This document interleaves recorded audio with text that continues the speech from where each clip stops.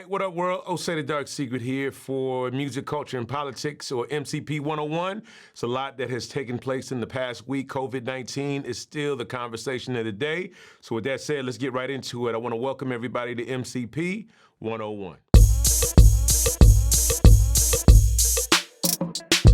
All right, so as the world is on this COVID-19 lockdown, many schools of thought are emerging. A lot of people are talking about whether or not people need to just be tested for the virus or even tested for the antibodies. And God forbid you or your family may be impacted by coronavirus or COVID-19, because it is certainly affecting people of color at a disproportionate rate. They're saying in some reports that 1 out of every 2 deaths is someone of color. So those statistics are definitely troubling. So African Americans suffer at a higher rate and disproportionately from diseases such as diabetes, heart disease, as well as lung disease, just to name a few. And understanding that makes them even more susceptible to being impacted by COVID-19, which these diseases are an underlying trigger. So Diddy decided to organize a town hall meeting called Black America and Coronavirus. He had a number of people on there, including Killer Mike, ASAP Ferg, Big Sean, Royce the 5'9", Fat Joe, and YB and Corday. So you have to salute him for that. Other public figures that took part in the 2-hour conversation were Angela Rye and the Reverend Al Sharpton, just to name a few. Now, Diddy also turned things up just a little bit, and he went online with the virtual dance-a-thon to raise money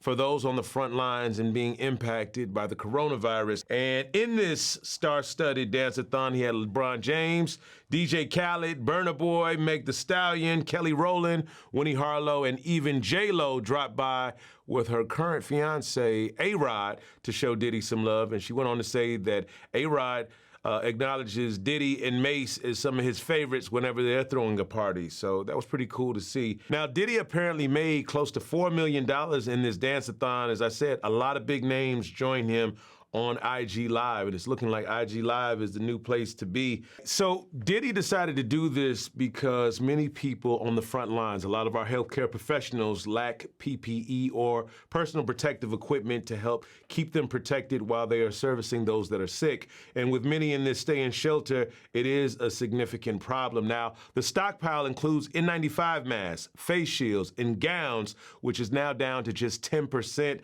according to information released from the House Oversight and Reform Committee. And it's very important to note that they've been keeping track of all this on a national basis. Now, with 90% of its emergency medical equipment already distributed to states battling COVID-19, the U.S. is officially approaching the end of its strategic stockpile, or strategic national stockpile. And that's very important. I know a lot of people are on the streets trying to find masks, even for themselves. Right now, it's looking like we are at an all-time low for any of that.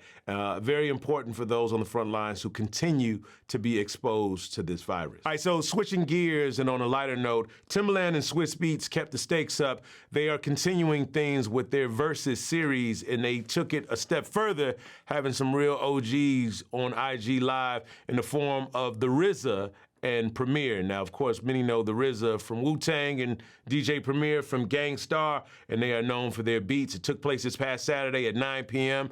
with about 100,000 people checking in on the early portion. And I'm talking about names like Snoop Dogg, LL Cool J, Nas, Shaq, Ludacris, T.I., Killer Mike, and more. All right, many arrived early, and they made their presence felt in the buzzworthy comment section. So, you know, there was a lot of energy around this. It was definitely a great look for hip-hop. By 9:25, RZA and Premier locked in, and they went hard, going back-to-back with many of their greatest hits. A lot of people giving the W to Premier because RZA had some issues from a sound perspective, but needless to say, a great look, a great opportunity for hip-hop, and definitely great to see the culture moving forward. We'll keep you posted on the next Versus.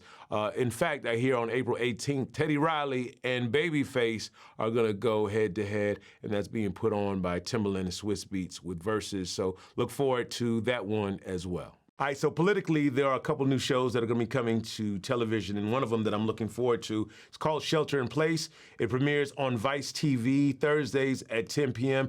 It's hosted by Vice co-founder Shane Smith, and his first guest is going to be Edward Snowden, who many people know from 2012's NSA, or National Security Agency's surveillance of American people. He was the whistleblower that many people are familiar with. Now, he says this, and I quote, "Every academic, every researcher who's looked at this knew this was coming of the COVID-19 crisis. Yet when we needed it, the system now has failed, and it has failed us comprehensively." Snowden is the first guest, as I mentioned, on this new show.